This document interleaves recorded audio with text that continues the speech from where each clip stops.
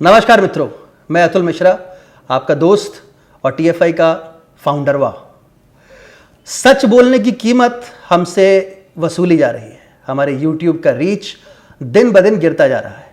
सिर्फ आप और सिर्फ आप ही हमारे चैनल को बचा सकते हैं। आज ही सब्सक्राइब करें और बेल आइकन को प्रेस करें और द फ्रस्ट्रेटेड इंडियन को उसकी पुरानी ऊंचाइयों पर वापस लेकर जाएं। बिहार की राजनीति में जातिगत रणनीति का खेल बहुत गहरा रहा है। 2020 के बिहार विधानसभा चुनावों में गठबंधन की एक बाढ़ सी आ गई है और ज्यादातर राजनीतिक दल वोट कटवा बनकर इस चुनावी रण में उतर रहे हैं। भाजपा, जेडीयू, आरजेडी, कांग्रेस और वाम दल के महागठबंधन के अलावा ओवैसी, देवेंद्र यादव और उपेंद्र कुशवाहा और बसपा का संयुक्त जनतांत्रिक सेक्युलर गठबंधन भी अपना प्रभाव दिखा सकता है। गठबंधनों का ये गणित इस बार साफ दिखा रहा है कि ये सभी एक दूसरे का जमकर वोट काटेंगे, जिसमें भाजपा को सबसे ज्यादा फायदा होने की संभावनाएं दिख रही हैं। वहीं इस रण में आरजेडी से लेकर जेडीयू तक की मुश्किलें हद से ज्यादा बढ़ने वाली हैं। बिहार चुनावों में जातीय समीकरण साधने के लिए सबसे मशहूर लालू यादव की पार्टी आरजेडी मानी जाती है। बिहार में करीब 28% यादव और मुस्लिम वोटर हैं। आरजेडी को लेकर ये कहा जाता है कि उसने बिहार की राजनीति में एम मुस्लिम दलित समीकरण को बहुत अच्छे से साध रखा है। 1990 से लेकर 2005 और 2015 तक जब जब लालू की सरकार बनी है, तब तब एम फैक्टर सबसे असरदार साबित हुआ है। इसके अलावा राज्य के करीब 20% दलितों का भी लालू की राजनीति में बहुत योगदान रहा है। इन चुनावों में लालू के एम समीकरण पर चोट की संभावनाएं हैं, जिसके कई कारण हैं। पहला कारण तो पप्पू यादव का जन अधिकार मोर्चा है। पप्पू की कोसी क्षेत्र के यादव और अन्य ओबीसी वोटरों पर अच्छी पकड़ बन चुकी है, जो यादव वोटरों को तितर बितर करने में बड़ी भूमिका निभाएगा।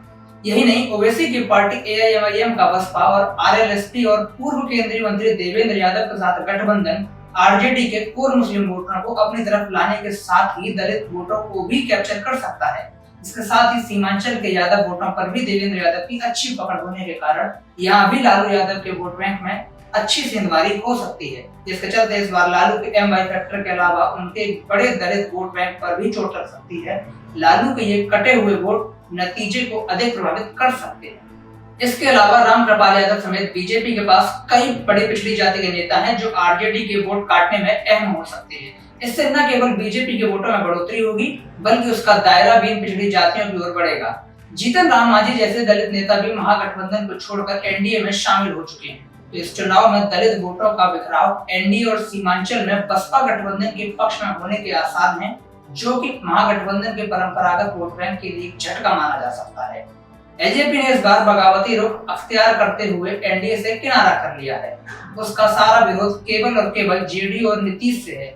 एलजेपी नेता चिराग पासवान लगातार नीतीश के विरोध में बयान दे रहे हैं, इसलिए वो इस बार उन सभी सीटों पर चुनाव लड़ने को तैयार हैं जिसमें जेडीयू सामने होगी और बीजेपी के उम्मीदवारों का अन्य सभी सीटों पर समर्थन करेंगी। इसको लेकर अब नया मामला ये भी है कि एलजेपी को पीछे के दरवाजे से बीजेपी ने अपने वो उम्मीदवार दे दिए हैं जो राजनीतिक रूप से बेहद ताकतवर हैं।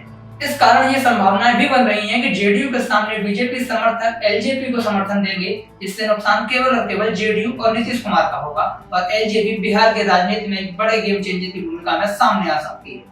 नीतीश का नालंदा और गया के इलाके में बड़ा वोट बैंक है। इस इलाके में लंदन रिटर्न पुष्पम प्रिय चौधरी अपनी प्लूरल पार्टी का गठन कर बड़ी तेजी से प्रचार कर रही है। हालांकि उनका बस इस इलाके में कुछ आधार नहीं है, लेकिन इसके बावजूद अगर पुष्पम की पार्टी 10 वोट भी पाती है तो नीतीश को ही इसका नुकसान होगा और इसके अलावा एलजेपी भी नीतीश को नुकसान पहुंचाने की जुगत में है, जिससे नीतीश चौतरफा घिरे हुए हैं। इस पूरे खेल में फायदे के सारे सौदे भाजपा के लिए ही हो रहे हैं। जहां चिराग उनके लिए एक नई राजनीतिक जमीन तैयार कर रहे हैं, तो महागठबंधन का वोट नई नवेली पार्टियों में बढ़ रहा है। नीतीश का साथ होना उसे अपनी सीटों पर लाभ पहुंचाएगा, तो वहीं एलजेपी उसे अंदर खाने से समर्थन देकर उसके लिए चुनावी समर को आसान बना रही है। बिहार के इन चुनावों में जातीय समीकरण में भाजपा को जहां सबसे ज्यादा फायदा हो रहा है, तो चुनाव में उतरे नए खिलाड़ी जेडीयू, आरजेडी, कांग्रेस के लिए मुसीबत का सबब बन गए हैं। अचानक बिहार की राजनीति में उतरे ये दल जीतने से ज्यादा केवल चंद वोटों में सिमटने की स्थिति में है, लेकिन वो जिसका वोट काटेंगे उनके लिए ये बेहद नुकसानदायक होगा।